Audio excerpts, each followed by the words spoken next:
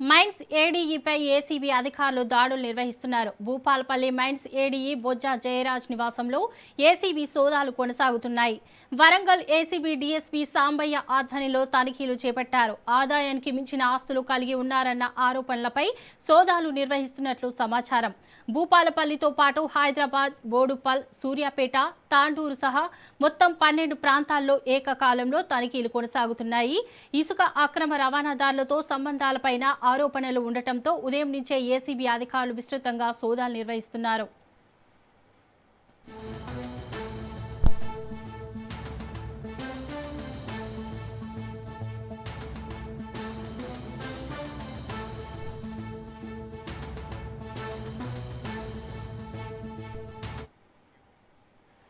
Mines ఏడీఈపై ACB అధికారులు దాడులు నిర్వహిస్తున్నారు. భూపాలపల్లి మైన్స్ ఏడీఈ బొజ్జా జయరాజ్ నివాసంలో ఏసీబీ సోదాలు కొనసాగుతున్నాయి. వరంగల్ ఏసీబీ డీఎస్పీ సాంబయ్య ఆధ్వర్యంలో తనిఖీలు చేపట్టారు. ఆదాయానికి మించిన ఆస్తులు కలిగి ఉన్నారన్న ఆరోపణలపై సోదాలు నిర్వహిస్తున్నట్లు సమాచారం. భూపాలపల్లితో పాటు హైదరాబాద్, బోడుప్పల్, సూర్యాపేట, తాండూరు సహా మొత్తం 12 ప్రాంతాల్లో ఏకకాలంలో తనిఖీలు కొనసాగుతున్నాయి. ఇసుక అక్రమ రవాణాదారులతో సంబంధాలపైన ఆరోపణలు ఉండటంతో ఉదయం నుంచే ఏసీబీ అధికారులు విస్తృతంగా సోదాలు నిర్వహిస్తున్నారు. ఇక దీనిపై మరింత సమాచారం మా ప్రతినిధి చంద్రశేఖర్ అందిస్తారు. చంద్రశేఖర్, చెప్పండి.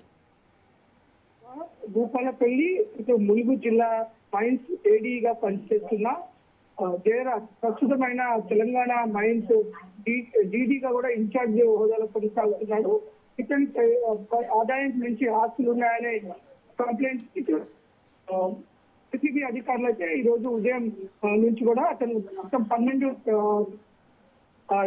జయరాజ్ సంబంధించిన ఇళ్లలో సోదాలు జరుగుతున్నాయి. ప్రస్తుతానికి ఇప్పటికే జయరాజు గత కొన్ని సంవత్సరాలుగా ఇటు ములుగు భూపాలపల్లి ఏడీగా ఉన్నారు. ఇసుక స్వామిల నిర్వాసులతో కలిసి అనేక అక్రమ సంపాదన కూడగొడుతున్నారనే ఆరోపణలతోనే ఇటు వరంగల్ ఏసీపీ అధికారులు ఆధ్వర్యం మొత్తం తెలంగాణలోని 12 ప్రాంతాల్లో అతనికి సంబంధించిన నివాసాల్లో, అతని బంధువుల నివాసాల్లో అయితే సోదాలు జరుగుతున్నాయి. ప్రస్తుతం ఇటు భూపాలపల్లిలోని తన ఇంట్లో పాటు సూర్యాపేట, హైదరాబాద్ లోని బోడుప్పల్, సూర్యాపేట, భూపాలపల్లి, తాండూరు ప్రాంతాలలో మొత్తం 12 చోట్ల కూడా ఈ యొక్క ఏసీబీ అధికారులు బృందాలుగా ఏర్పడి సోదాలు నిర్వహిస్తున్నారు. ఇప్పటికే అనేక డాక్యుమెంట్స్, అనేక మన ఆస్తులు కనుగొన్నట్లుగా మనకు సమాచారం అందుతుంది.